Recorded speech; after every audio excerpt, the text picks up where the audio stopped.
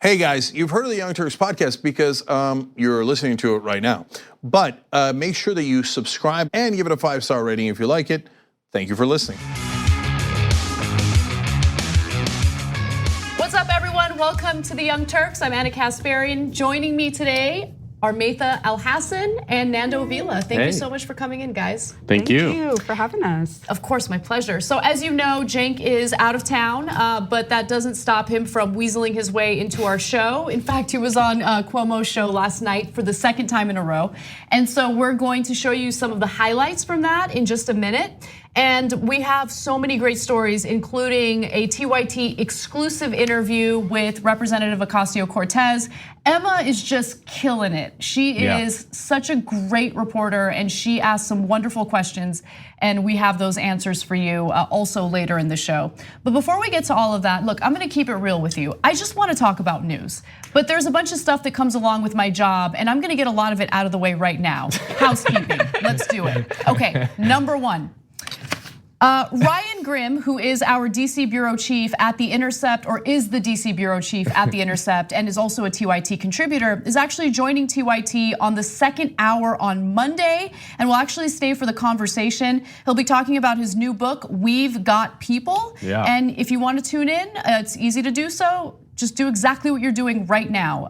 Go to tyt.com/live and check it out. And also, you can join us for our special LGBT Pride coverage, which will take place on Tuesday, June 11th at 8 p.m. Eastern time. It's gonna be a really great show. If you remember Jason Carter and you miss him, I have good news for you. He is going to be hosting that special, and we're gonna have lots of fun festivities in honor of Pride Month, so check that out. There's more good news. As we've talked about over and over again throughout the week, Cenk is having a rally in Des Moines, Iowa, and that date is quickly approaching. So there's the information. It'll take place at Franklin Junior High, and it will take place on June 8th at 3 p.m. If you want more information, go to tyt.com/rally. You'll get some more info on who will be there, who will be speaking, and it's super exciting. And finally, Zumo TV, we're on it. TYT is available as one of Zumo TV's premium news offerings. Fun. I look good in that picture. Cenk doesn't. You do. No, I'm just kidding. Cenk looks fine. He's talking, obviously. You just switch to channel 142 to watch The Damage Report and The Young Turks live and get 24/7 programming that includes, oh, this is good, no filter, happy half hour, and more. Again, it's channel 142 to catch TYT on Zumo TV. Boom. Cool. Now let's get to the news. You guys ready? The news. All right. As we've all seen, Donald Trump's immigration policy has been a complete and utter disaster. He has failed over and over again, and he has proven to his base that building that border wall will not be paid for by Mexico, and it wasn't even a priority of his when he had some political capital. Now, what's been frustrating is that no one in the mainstream media is calling it what it is, until Cenk Uygur was allowed on cable news, and he called Trump out. Take a look. Why do we have this problem in the first place? Because Trump said he was gonna stop the flow of migration, and instead, what did he do? It's gone up 32% in the last month, and it's the most we've had, both legal and illegal, in 13 years. So Kaylee, I put it to you, isn't Donald Trump a giant failure on his signature issue? No, he's not a giant failure. And first, I want to correct your fallacy that he puts kids in cages. A lot of those pictures were from the Obama administration, so nice try doesn't work. We have a crisis on our hands. Do you acknowledge that at least, Cenk, that we have a crisis when you have 1 million people set to come in this fiscal year, more than the population of Miami and Atlanta? So the statistics that she mentioned at the very end were false. And she also lied about the photos featuring kids in cages. Those photos were taken by journalists after Donald Trump implemented his zero tolerance policy. We all know that, but she's Donald Trump's campaign manager. So of course she's gonna go out there and put complete and utter nonsense. Actually, press secretary for Trump's re-election campaign. Let me be clear about what she does. Anyway, what do you guys think about that whole exchange? I mean, it's a lot for them to handle, truth telling. And so what do they respond with? It's usually more lies and more lies.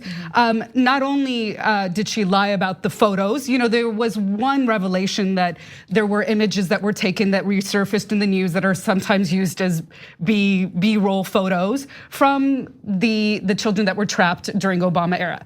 Yeah, that happened a little bit, but most of those photos, as you were talking about, did come from journalists going to the border in Texas, in other places along the southern border doing their job. And we can see them here. They're also being hit by tear gas, which is a violation of Geneva Convention standards in war, not even just a civilian population, but in war. So there are so many tragedies that are going on besides him failing on his signature policy, where people who I'm not a fan of, but people who are part of the Republican base like Ann Coulter have broken ranks with him because she's so disappointed about his failure to follow through with the wall, to stymie migration as well. Right, and in fact, if you're concerned about US taxpayer money going toward undocumented immigrants, the policies that Trump has implemented actually drains more of our resources because he has this policy of ensuring that everyone is detained rather than allowing people to, maybe wear ankle bracelets and get released until they get their court date. And I'm specifically, of course, referring to individuals who are here seeking asylum. So I want to get your thoughts on the next video, Nando, because McEnany continues on with this notion that Trump has actually been awesome on immigration policy. Under Obama, we had less undocumented immigrants than we do under Trump. Trump said, I'm gonna get tough and I'm such a tough guy and I'm gonna separate the families. I'm gonna put the kids in this place and the parents and the moms in the other place. I'm so tough. And what do we have? We have more undocumented immigrants, not less. It's a 13-year record. He's a miserable failure on this issue. If they voted for him thinking he was gonna stop undocumented immigrants, he didn't even do that. And now we have an absolute disaster on our hands because he doesn't know how to address the core issue. Why are they coming in the first place? We have seen a steady incline in illegal immigration starting under the Obama administration and continuing to now. The only person who has taken any interest in stopping this in the last 4 decades is President Trump, who secured money for 450 million miles of the wall. Excuse me, 450. Excuse me, did it work? It's going to work. It's going to be built, the 450 miles by the end of next year. We've just got the funding for this. What have you done? Zero chance it's built by next year. I just, I love the, Trump is freaking out and trying to strong arm Mexico into somehow preventing migrants from leaving. I mean, because I remember the biggest criticism people had of the Cuban regime and the Castro regime was that they wouldn't let people leave their country and come into the United States. But when it's Central Americans, we want them to build these sort of police states to keep their people in. And Jake asks the absolute correct question, which is why are they coming in the first place? Yes. It has nothing to do with border enforcement clearly, because as the border has gotten more militarized and more violent, people keep coming. It just goes to show just how desperate their situation must be in Central America, especially in Honduras, which is the country that is driving the majority of the migrants through Mexico into the United States in the last year or two. A country that we supported a military coup in 2009. The party that's been in power on the back of the military coup is privatizing all social services, including education, pensions, all that fun stuff. There's huge protests throughout Honduras as a result, and the social crisis caused by that is what's driving all these people to come over here. So this is like the same story over and over and over again. We screw up a region, and then the people want to come over because they're desperate and poor and fleeing violence, and then we shut the doors. So it's it's like if you break your leg and you're in excruciating pain and you're just taking painkillers, but you're not dealing with what the problem is, which is your broken leg. Yeah, and then you're getting addicted to oxy, and then you're dying. Exactly. So and we take this approach on pretty much every single issue, including domestic policy. For instance, when it comes to the issue of homelessness, all right, we can go ahead and build shelters, but why are all these people homeless? What's causing the homelessness? Could it be stagnant wages? Could it be the fact that wages haven't kept up with inflation? Could it be that developers are demolishing affordable housing to build these luxury apartments and condos? Like, let's talk about the root of the problem, but we never do that. We only talk about what can we do to alleviate some of the symptoms. Well, because people are obsessed with the simplified narrative of what's actually happening. So the narrative that the conservatives are trying to funnel out is that there's so much migration into the US that they're taking American jobs, and that's why there are depressed wages, that's why the middle class is bottoming out.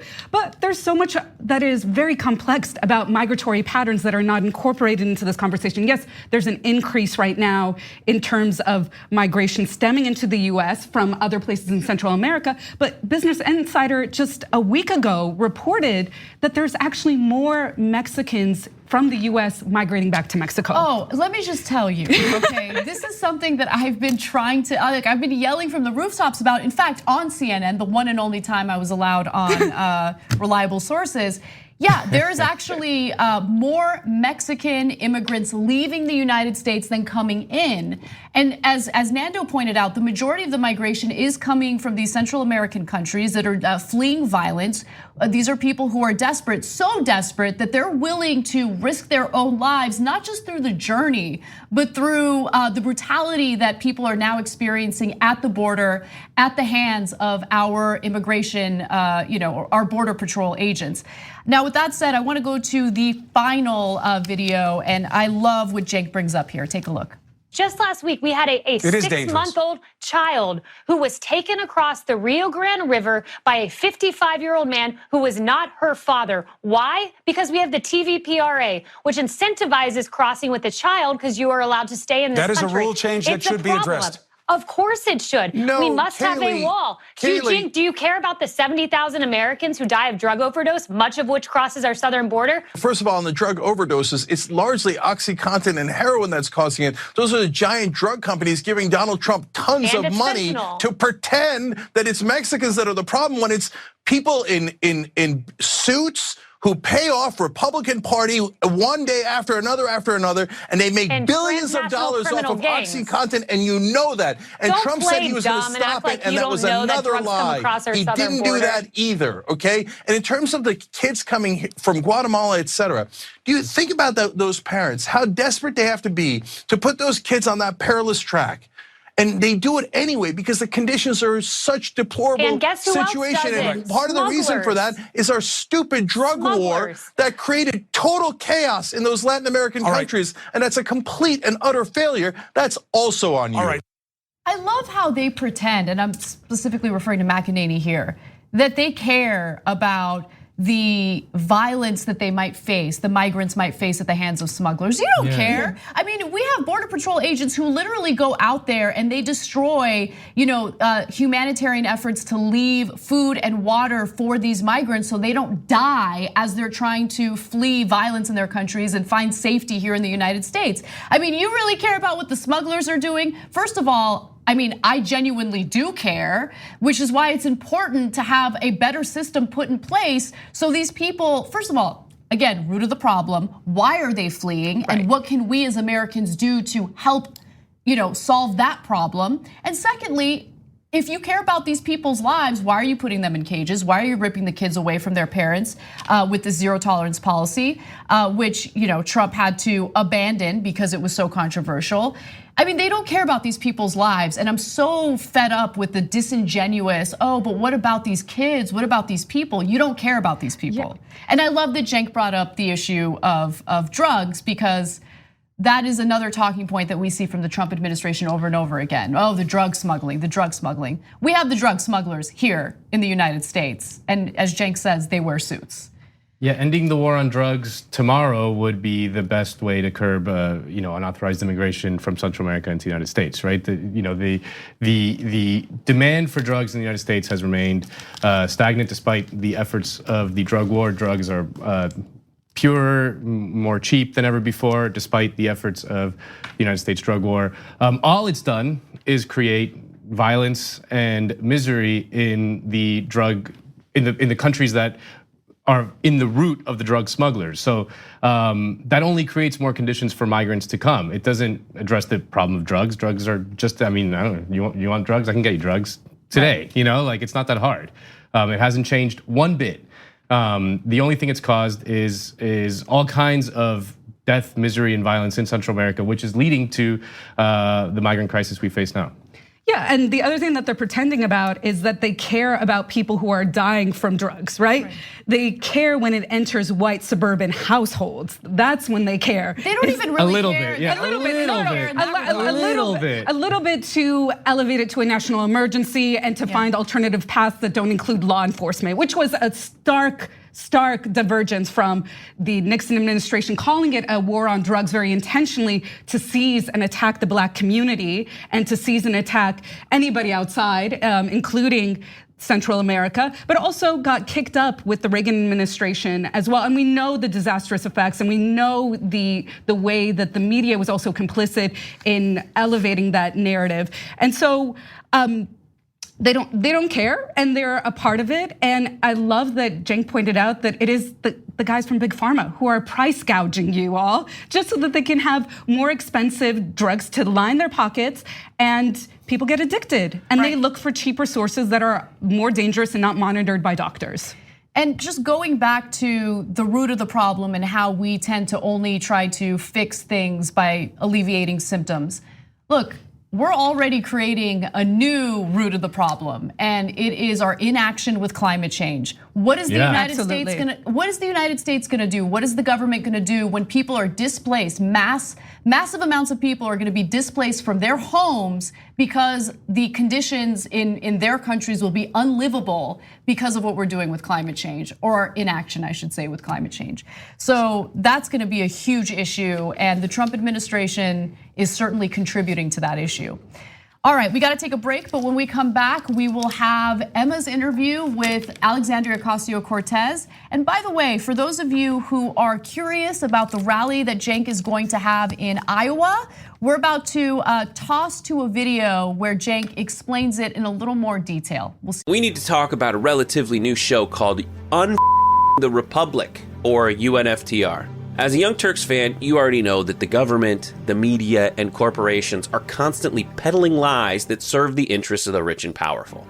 But now there's a podcast dedicated to unraveling those lies, debunking the conventional wisdom. In each episode of the Republic, or UNFTR, the host delves into a different historical episode or topic that's generally misunderstood or purposely obfuscated by the so-called powers that be, featuring in-depth research, razor-sharp commentary, and just the right amount of vulgarity. The UNFTR podcast takes a sledgehammer to what you thought you knew about some of the nation's most sacred historical cows. But don't just take my word for it. The New York Times described UNFTR as consistently compelling and educational, aiming to challenge conventional wisdom and upend the historical narratives that were taught in school. For as the great philosopher Yoda once put it, "You must unlearn what you have learned." And that's true whether you're in Jedi training or you're uprooting and exposing all the propaganda and disinformation you've been fed over the course of your lifetime. So search for UNFTR in your podcast app today and get ready to get informed, angered, and entertained all at the same time.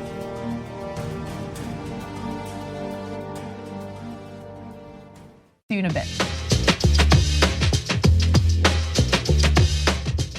Welcome back to TYT. I have some member comments for you guys. And Nando, I feel like you're gonna like this one. What? No. I'm scared. No, you're gonna like it. Europhile67 says, this has nothing to do with news, but Nando is a dreamboat. Uh-oh. All right, Gabby Marita says, I never got dreamboat. Never? I never got dreamboat. You usually say dreamboat to men. To men. Women don't usually get dreamboat, I feel like. They get like other stuff. I wouldn't be surprised if TYT ungendered words like that. Like dreamboat? Yeah. Wow. Okay. Gabby Marita says, if you want to find undocumented immigrants, you don't even need to go to the border. Just head over to any Trump property and you'll find plenty. Zinger. Yep, definitely, yes. Crazy Hawaiian says, I miss Johnny Pie, me too. I hope he's having a great vacation though. It appears he is having a great vacation. Because like which vacation isn't Johnny a great Arolo. vacation? Yeah. Yeah. And then let's see, Eclectic Miscellanea. Since we're so worried about drugs coming over the border and the violence associated with the illegal drug trade, Trump is going to fully support legalization of marijuana nationwide, right? Doubt it. And a few TYT lives. Zappa fan says, I'm a Zappa fan too. Yeah? Yeah, love Zappa. Nice. Is Anna Kasparian's tribute to marijuana the shirt she's wearing? No, I don't. I wouldn't tribute a lizard, but thanks. And Jeff Waldorf, Republicans never want to talk about causes because they would have to admit their policies are absolute failures. Absolutely. And it's so nice to see someone actually get confronted about that on TV because it's so, you never see that. No. Yeah. All right, let's move on to Emma and her bomb interview with AOC. I don't know where bomb came from, it just happened. All right. Who says bomb? It's like 2001. I do. It's the bomb. It's the bomb.com. Okay. Our very own Emma Vigeland had a sit-down interview with Representative Ocasio-Cortez, and looks like there's a little bit of breaking news here. Ocasio-Cortez made it pretty clear that there is one candidate that she will not endorse. Take a look. I'm gonna put my mainstream media hat on for a second. I know you're not gonna endorse right now and you're holding off, but what kind of presidential candidate would you want to endorse? What kind of values, what kind of policy positions would be in the forefront of your mind? Listen, I think we need a progressive president. I think a progressive president can beat Trump. As much as people think that that's not possible, I think it's the only way, I really believe the only way that we're gonna be able to beat this president is with a progressive candidate. So we need candidates that are committed to Medicare for all, to tuition-free public colleges and universities. We need a candidate that is dedicated to passing at least a $15 minimum wage, ideally one that's pegged to inflation. There's so much that we need in a progressive candidate, and we need one that isn't bought by corporations. I think that's the huge thing. We need one that isn't beholden to Wall Street. And that to me narrows the field significantly from the 20-odd people that are in there right now. It's no secret that I kind of called for eliminations last week.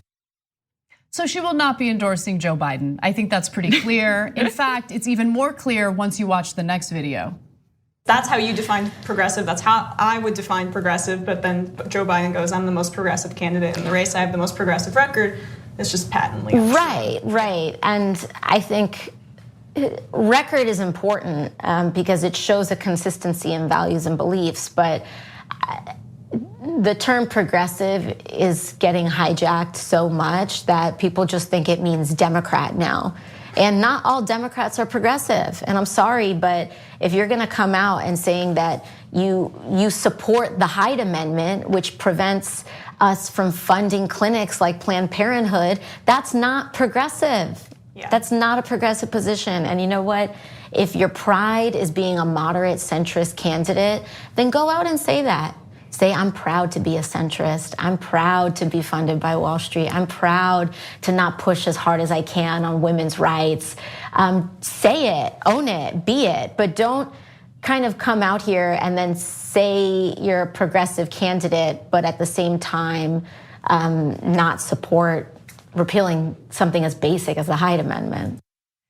So I want to just quickly give you some information about what's happening with the Hyde Amendment and what Democrats are currently doing. There is a bill in Congress right now known as the Equal Access to Abortion Coverage and Health Insurance, and it's you can shorten it for each woman. And the legislation has a ton of co-sponsors, including Kirsten Gillibrand, Kamala Harris, Amy Klobuchar. We're talking about people who aren't progressives, but whatever, at least they're signing on to this. Elizabeth Warren, Cory Booker, Bernie Sanders, Eric Swalwell, and Seth Moulton. Man, there are some names in here where I'm like, heavy hitters, heavy hitters, Seth Moulton. Yeah, in other words, almost every currently serving member of Congress who's running for president, with the exception of Michael Bennet, Tulsi Gabbard, and Tim Ryan. So, I think that the Hyde Amendment is a really interesting issue that's being tackled right now. I'm glad it's being discussed, but I wanted to just give you that information and then also get your thoughts on what she had to say there. I thought one of the most interesting things she brought up was the term progressive is getting hijacked. What are your thoughts? Well, I mean, I guess in a way that's progress, right? Because for a long time, in the late '90s, early 2000s, Democrats ran away from that kind of label. They ran away from the word liberal or the word progressive. They said other things that I'm strong or I'm blah blah blah whatever. So in a way, in some sort of twisted way, it's progress that a guy like Joe Biden, who in 1995 would have absolutely been like, I'm not a liberal. Is now being, feels that he needs to embrace that term. So, and needs to embrace. Does anyone believe him? No. No, of course not. You don't believe, especially when he talks about climate change and says, I want to take a middle ground approach. Middle ground too. We're only going to sacrifice Bangladesh. We can just get rid of Bangladesh. Yeah, who cares about that? Middle ground. We're going to save Miami. Maybe. Sorry, Puerto Rico. Yeah. Right, exactly. I love that she did focus on I want the most progressive person to win versus a conversation that we see now that is very much out in the media trying to support Biden's run, which is electability. Right. And so she is opposing this idea that the progressive person is not electable. And it's really ironic to hear this from the Democratic camp, because guess who wasn't electable? Was Trump. Trump all the way in the primaries was a laughing stock, and then he made it through the primaries. And then it was inevitable that he was gonna lose because he wasn't electable. Yeah, he lost by 3 million votes. But I think the thing that we don't understand is there was a strategy, and the strategy was winning the Electoral College. And so I think this is what AOC is pointing to, is that we can think about progressivism and looking at true progressives as a package strategy of addressing student loans, as addressing healthcare, as addressing everything that most Americans care about.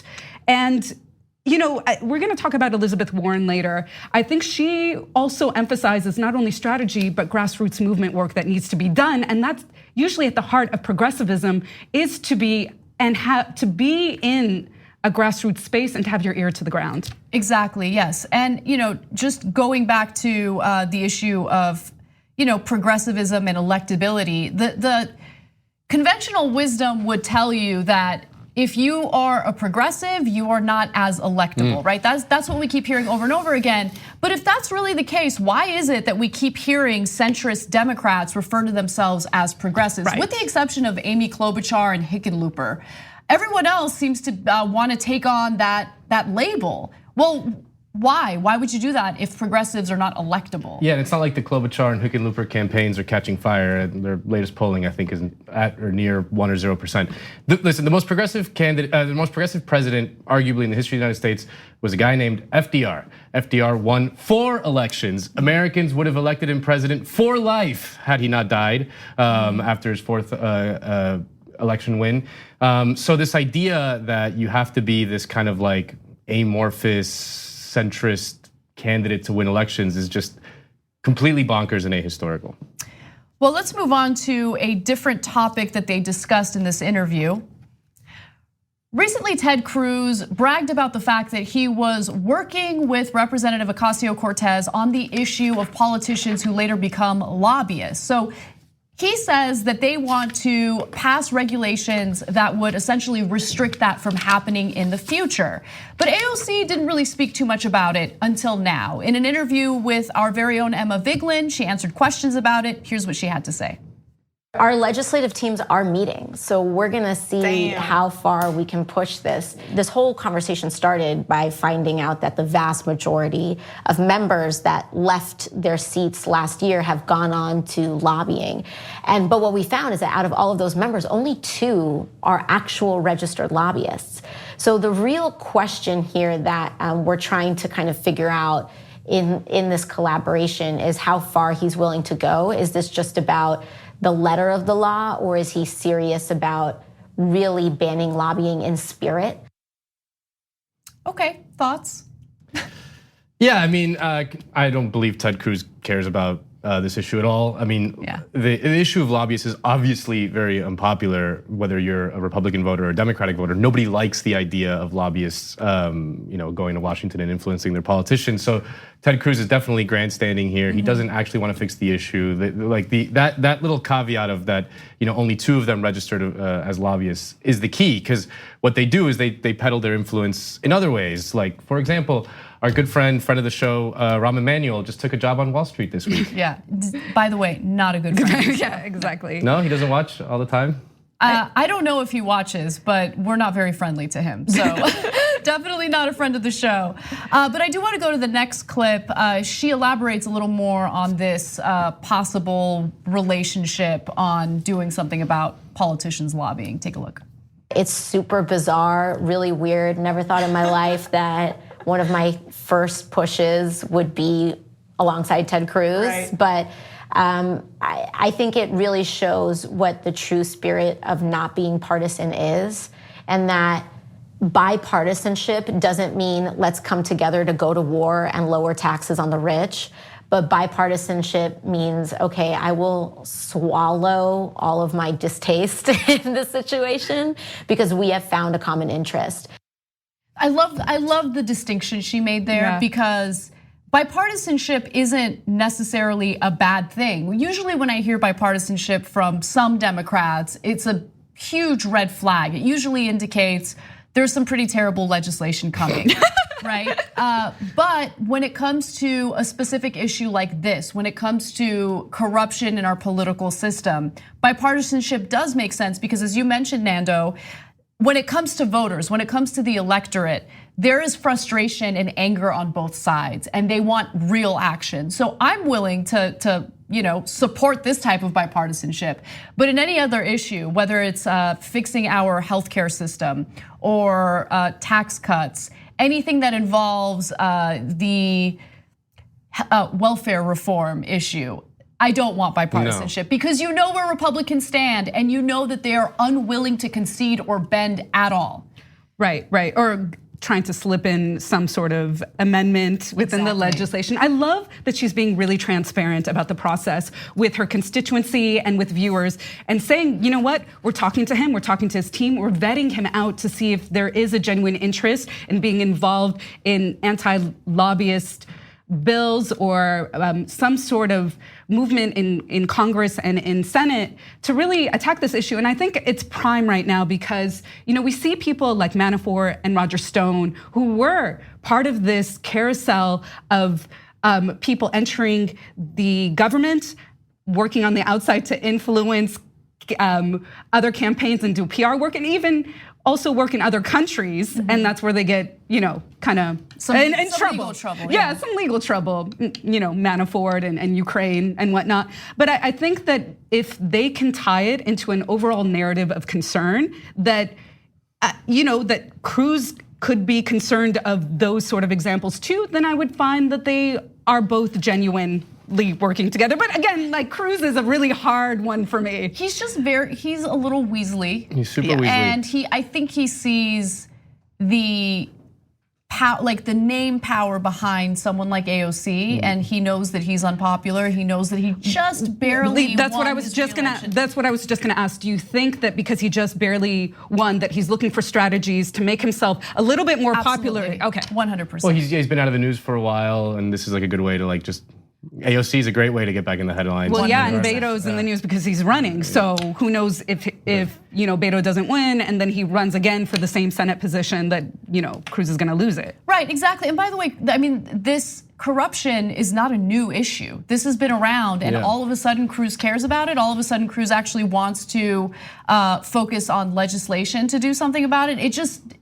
I don't trust him. I'm just being clear on that. But with that said, I do trust AOC, and I do trust that she, is going to work with him with one goal in mind. And if he tries to, exploit her for personal gain and isn't genuine about this legislation, I think she's smart enough to get herself out of it and not develop any type of relationship here. This was an issue that, like in the early 2000s, there were a significant chunk of Republicans that were sincere, kind of anti-corruption Republicans.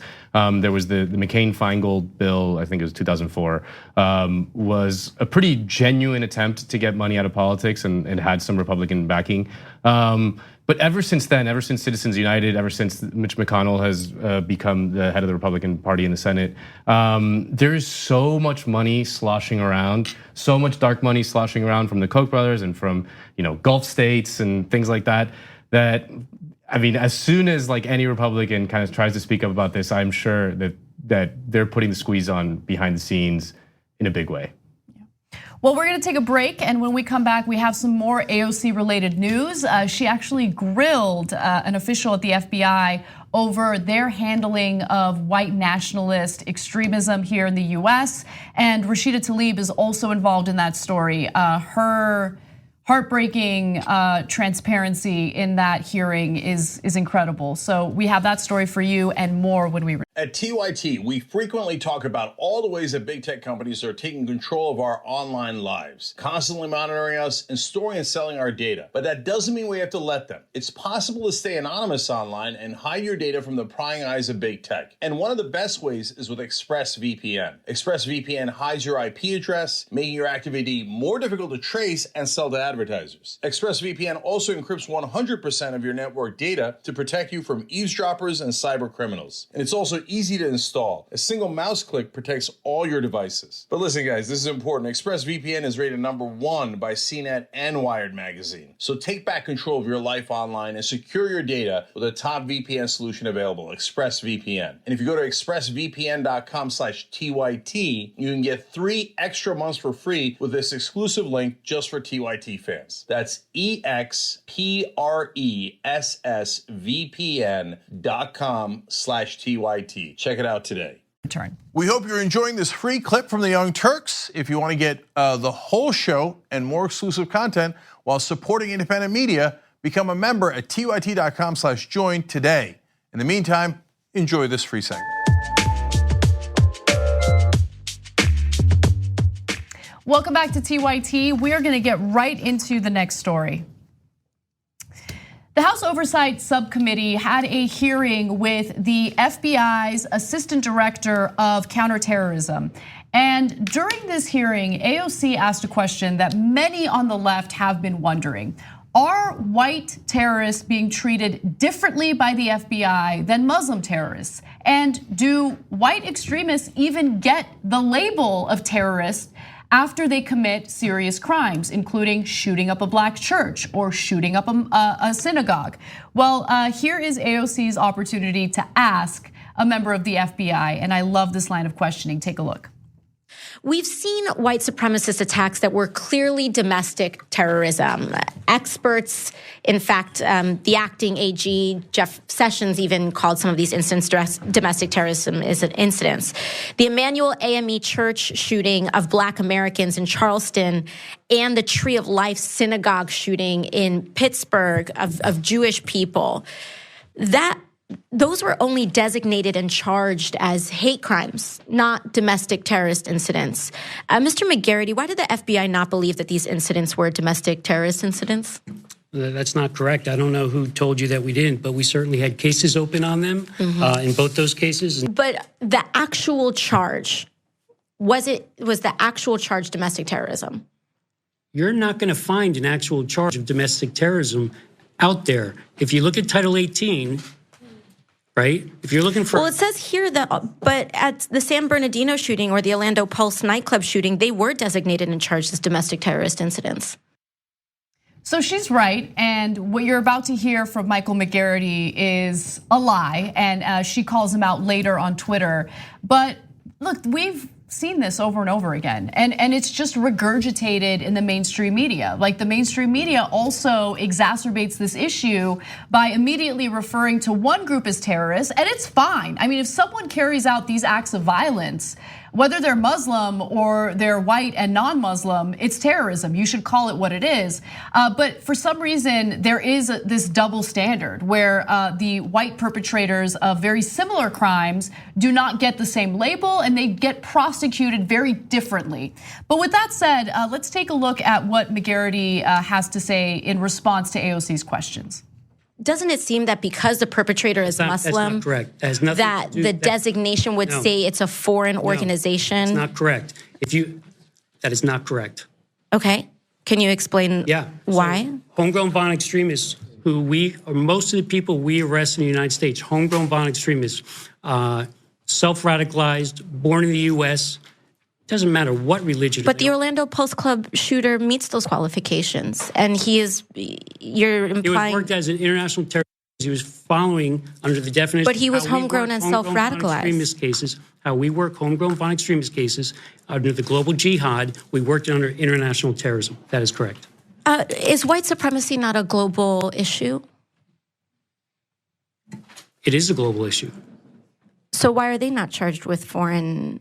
Because the United States Congress doesn't have a statute for us for domestic terrorism like we do on a foreign terrorist organization like ISIS, Al-Qaeda, Al-Shabaab. So in the United States, the KKK is not designated as a terrorist group, even though it is an organized group and they have a very clear message, they have a very clear agenda. And AOC did call McGarity out on Twitter. She says this hearing was wild, and she also shared a video of the hearing. First, the FBI witness tried to say I was wrong. I tried to be generous and give the benefit of the doubt, but then we checked. I wasn't wrong, okay? Violence by Muslims is routinely treated as terrorism. White supremacist violence isn't. Neo-Nazis are getting off the hook. So someone's calling it what it is, and it's rare. We don't see this often. It's really nice to see someone actually fighting for what's right in Congress. Maytha, do you want to jump in? Yeah, there's so much here that is political that we have to pull the veil behind to expose it. So in October 2006, the FBI released a bulletin that literally the title is White Supremacist Infiltration of Law Enforcement. Now, subsequently, so many other outlets like The Intercept, even PBS have reported on this story. So the FBI then with DHS goes on to produce a joint assessment that they delivered to Congress about the growing threat of white supremacists in our law enforcement, and even LA Sheriff's Department formed a neo-Nazi gang, right? So in 1991, clear examples. There was so much pushback from the Tea Party that was nascent at this moment, but really growing strong across the nation in terms of their vigor for trying to oppose the Obama administration, that the Secretary of DHS ended up disavowing that report. That's right. And so this is where we are, because we didn't take it seriously, and because we were too concerned with pacifying the outrage of right-wing extremists, we decided to not follow through on credible threats. And you know what? White supremacists, Christian fundamentalists, right-wing extremists make up and constitute the majority of domestic homegrown terrorism. And I love that she is pointing that out here and globally. So it should not be disconnected. And I do want to also add that the Obama administration produced a allocated money for something called countering violent extremism that was targeted only towards the Muslim community because they were afraid of Muslim community in the US radicalizing themselves. Now, again, how many stories have we heard of that? And most of the stories of quote unquote radicalizing the Muslim community, and I hate that language, have almost always turned up to be cases of entrapment that were for political ends, like Chris Christie running on a case of entrapment to get reelected as governor of New Jersey. So I have a lot to say about this, but we don't have that much time, and I don't want to take up too much. No, go ahead. Yeah. Do you have more to say? I do want to say too that we also, again, terrorism and this idea of terror laws are very politicized. Back in 1927, there was a revolt in Austria. It was a put down of a labor strike, and 89 people were killed. That's when the first anti-terror laws were put on the books in a nation state. And that was to suppress any action against the state, or that they felt would oppose whatever state action was, or the state in general. So we have to understand what is constituted as terror and what isn't. And law enforcement, being heavily filled with white supremacists, is a part of the state. Yeah. I've said it before on here. I think that terrorism has become a word that is like a catch-all word. Yeah, well, it just means violence perpetrated by Muslims, and it's a political term that is used with the intent to suspend these Muslim alleged criminals' civil liberties. So I think it's. But the thing that I would want to say is that while we have to recognize this double standard, I think that it would be a mistake to now treat, say, quote unquote, white terrorism with the same way we treat Muslim terrorism. We should treat, quote unquote, Muslim terrorism the same way we treat white terrorism. Does that make sense? Like, we shouldn't now suspend the civil liberties of the white terrorists and all that stuff. We shouldn't like throw them in Guantanamo for forever without any charge. All that stuff. Like the things that we do to Muslims routinely, bomb their countries, throw them in Guantanamo, illegal rendition, all that stuff that we do justified in the name of fighting terrorism is a huge problem that we should stop doing. Right. We should expand the net to include other people. Yeah, definitely. And look, we got to move on, but I agree with you in that, it's important. We've moved so far away from understanding and wanting to protect the civil liberties of humans, right? And because we've seen that happen to the Muslim community, I am certainly not advocating that happens to the white community or any other community. Yeah. But I do think that if we're going to prosecute individuals under this label of terrorism, you can't do it for one group of people and then simultaneously avoid using that type of prosecution for a different group of people. There is a definition for terrorism. If a white individual falls under that definition based on the actions that they've taken, the violent actions that they've taken, they shouldn't be treated with kid gloves, especially in comparison to how people of color are treated in this country, specifically Muslims. All right, but with that said, I do want to move on to one other component of this story that really caught my attention. During a House Oversight Subcommittee meeting with an FBI official, Congresswoman Rashida Tlaib brought up the issue of death threats and how she has been targeted specifically because of her Muslim background. And this video was really difficult to watch as a woman who knows what it's like to constantly be attacked and deal with specific threats of violence. And just the inaction that we've seen on a federal level, the inaction that we've seen with the FBI is really frustrating. And here she is kind of calling that out during the hearing. Take a look. I've been in office for about 6 months. And when you get something like this attention, Congresswoman Alexandria Ocasio-Cortez and ragheads Rashida Tlaib and Ilhan Omar, I was totally excited and pleased when I heard about 49 Muslims were killed and many more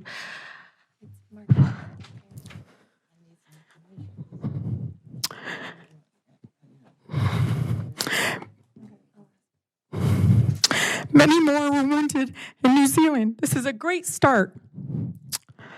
Let's hope and pray that it continues here in the good old USA.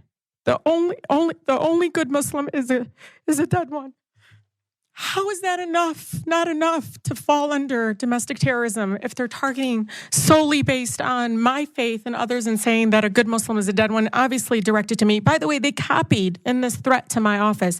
They copied the US Department of Justice, the President, Department of Homeland Security, and so forth. And we get so many of them, and I keep asking, what happens? What happens to these individuals? Are they, I'm being sincere. I'm not trying to, I'm really sincere. I'm a mother, so I want to go home to my 2 boys. The FBI official that she's speaking to is Michael McGarity. He is the assistant director of the FBI's counterterrorism division. So he is the exact person that you'd want to ask these questions to. And I give her a lot of credit because it takes a lot of courage to call these people out and put yourself out there, especially when you're in a very vulnerable state. But I think a lot of people in this country right now can relate to what she just said. Knowing that you're a target of violence, watching all of these hate crimes happen, and feeling like there's no real justice. Mm-hmm. Right. And as an Arab Muslim, this also hits really close to home, hearing her and hearing so many stories of my fellow colleagues that are just unbelievably identical. When I was interning for a congressman, literally when 9/11 had happened from September 2001 to December 2001, the threat of anthrax was in the office, so the mail had to be processed in another room. I remember another constituent calling in and finding out about my Arab Muslim background and accusing me of potentially about to send anthrax to her. Wow. And lo and behold, what do we find out? It was white men who were behind it, and the first thing that we thought on our minds was that Muslims and Arabs were behind this. And so there was an aggressive attack, there were Patriot Acts that were passed. And again, we find time and time again that the real threat is not being addressed. And we have to go on, and women like Rashida Tlaib and AOC and Ilhan Omar are gonna be the recipients of these death threats. And it's remarkable to even think that they've been there for 6 months, because it seems like they've done so much more to elevate narratives that were so long suppressed. And I'm just really concerned of how they're gonna be protected. So let's take a look at how McGarity responded to Tlaib's questions. So first, my empathy. I'm in charge of domestic terrorism and international terrorism. I don't differentiate either when the threat comes in, nor does the FBI. We work on both the same. And I appreciate that, and I hear that throughout your testimony is very consistent, Mr. McGarity, but how come we don't have enough tools right now to pull these people up in? Because this is a format, and you can see there's a pattern. Well, there's two parts to that. So I can tell you, the FBI, the Joint Terrorism Task Force, we are working hard, as was said earlier. We are working hard. If there's another statute that you think is needed, come talk to the Department of Justice, absolutely. I mean, I think they've said that during the last testimony back in May. Yeah, go talk to the Department of Justice, with William Barr as its leadership. I'm sure that'll be great. I'm sure that they're really gonna do something about this immediately. There are no answers because this country has really failed in protecting certain groups of people.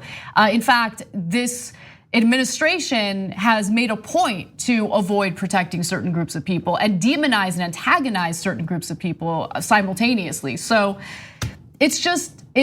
we need better. We need better. We need to elect the right leadership in this country, because we're not seeing it with the Trump administration. We haven't seen it with previous Democratic administrations. And so we can't have more of the same. That's my only answer to this. Yeah, I mean, especially it's fascinating to see this testimony from a guy at the FBI. I mean, the FBI was built by a guy named J. Edgar Hoover, who was in power for decades, who more or less built the bureau as an instrument to suppress domestic dissidents. Most of them Black, Hispanic, Puerto Rican, Mexican, Muslim, through all kinds of underhanded tactics. It continues right on to this day. They're surveilling Black Lives Matter groups. They're entrapping young Muslim kids. It's just, the FBI is such a profoundly corrupt organization at its very core from the very beginning that it's almost impossible to imagine them sort of behaving in any way that it would be anything close to being just. We got to move on to a story that we're gonna go over a little bit, but we have to cover this story and switch gears because I'm curious to hear what you have to say about it. So, a little bit of foreign policy news. The Washington Post obtained audio, and it's secretly recorded audio of Mike Pompeo talking about his proposed regime change war in Venezuela. Now, the mainstream media hasn't been covering what's going on in Venezuela much, but the quotes that I'm about to read you from this leaked audio gives you a sense of where Pompeo's head is at and the issues that he sees as issues that he thinks need to be manipulated further in order to push for this regime change war. He says, quote, "Our conundrum, which is to keep the opposition, which means opposition to Maduro, united, has proven devilishly difficult. The moment Maduro leaves, everybody's going to raise their hand and say, 'Take me, I'm the next president of Venezuela.' It would be 40+ people who believe they're the rightful heir to Maduro." So he sees that as the issue, right? Like, we need to unify the opposition in order to get Maduro out. He continues to say, "We were trying to support various religious institutions to get the opposition to come together. So let's get religion involved to see if we can get some unity with the opposition. That usually goes well, right? Well, there's more. He expressed regret that during the failed April 30th bid to incite a military uprising, competing interests among Maduro's enemies and rivals prevented the socialist dictator's swift exit. Now, that is not a quote from Maduro. That is what the Washington Post wrote. But that's what he's frustrated about, that there was a failed military coup that the United States was behind. So let's be absolutely clear. The United States was behind that military coup, and part of the reason why it failed, according to Pompeo, is because the opposition would not unite. And now let me give you more from what Mike Pompeo said in that recording. You should know Maduro is mostly surrounded by Cubans. He doesn't trust Venezuelans a lick. I don't blame him, he shouldn't. Jesus Christ. They were all plotting against him. Sadly, they were all plotting for themselves. No, what's sad is that you're plotting for yourself, right? That's what's sad, that the United States is so interested in the profit motive, in the potential business interests, that they don't care about what happens to Venezuelans. They don't care what Venezuelans want. Look, I get that there are issues with Maduro. I am not taking away from that. But at the same time, it is up to the Venezuelans to do what they think is right for them, not to have the United States get involved so they can go ahead and take advantage of the oil and the business opportunities in the country. I have a little bit more. Cubans are at the heart of the economic woes in Venezuela. I think we've got to find a way to disconnect them from Venezuela. We're working our tail off to try to deliver that. Again, this is a quote from Mike Pompeo. And they did that. They enforced harsher restrictions against Cuba and any Americans visiting Cuba. I just love the idea that Cuba, which is a tiny, poor island nation, is somehow thwarting the plans of the mightiest empire in the history of mankind, the United States. It's kind of hilarious that they would actually believe any of that. The situation in Venezuela is catastrophic, but also farcical. Like if it wasn't so sad, it would be hilarious. Like you could write like a funny Veep episode about it or something. The opposition is divided for a very simple reason, and that's that forever the opposition to Chavismo in Venezuela has been driven by the tiny, ultra-rich white elite, which exists in Venezuela like it exists in every single Latin American country. The leader of that opposition was a guy named Leopoldo Lopez, and recently there was a big article in the New Yorker about Venezuela, and there was a great quote from a US official in which they said that we couldn't use Leopoldo Lopez as the face of this new opposition. We have to use Juan Guaido because Leopoldo Lopez looks like he's a member of the Caracas Polo Club, which he probably is. And so that now that there are this big economic crisis in Venezuela, there has been defectors from Chavismo, from Maduro, into the opposition, but they're mostly middle class. But they don't trust these people either. Right. They don't trust the sort of oligarchs that terrorized Venezuela, for hundreds of years. So that's the fundamental reason why the opposition is divided.